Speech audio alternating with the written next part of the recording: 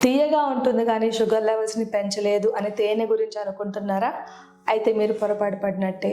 అసలు sugar patients తేనె తీసుకోవచ్చా? ఒకవేళ తీసుకుంటే ఎంత క్వాంటిటీ తీసుకోవచ్చు? ఇటువంటి డీటెయిల్స్ గురించి మనం ఈ వీడియోలో చూద్దాం.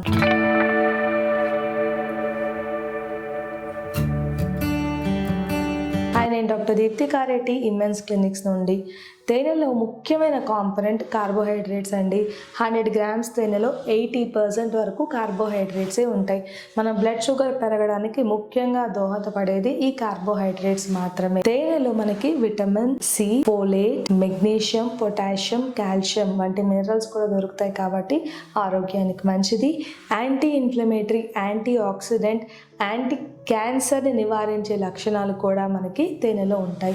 మరి ఇన్ని హెల్త్ బెనిఫిట్స్ ఉండే తేనెని షుగర్ పేషెంట్స్ తీసుకుంటే షుగర్ లెవెల్స్ ఖచ్చితంగా పెరిగిపోతాయి. మరి ఇన్ని హెల్త్ బెనిఫిట్స్ ఉన్న తేనెని షుగర్ పేషెంట్స్ తీసుకోవచ్చా? ఒక టేబుల్ స్పూన్ తేనెలో 64 క్యాలరీస్ ఉంటాయి. 20 గ్రామ్స్ వరకు కార్బోహైడ్రేట్స్ ఉంటుంది కాబట్టి ఎవరికైతే షుగర్ మంచి కంట్రోల్లో ఉందో వాళ్ళు తేనెను తీసుకోవచ్చు. అది కూడా 1 to 2 టీ స్పూన్స్తో లిమిట్ చేయండి. రోజు తినమన్నాం కదా అని తేనెను తీసుకోవద్దు.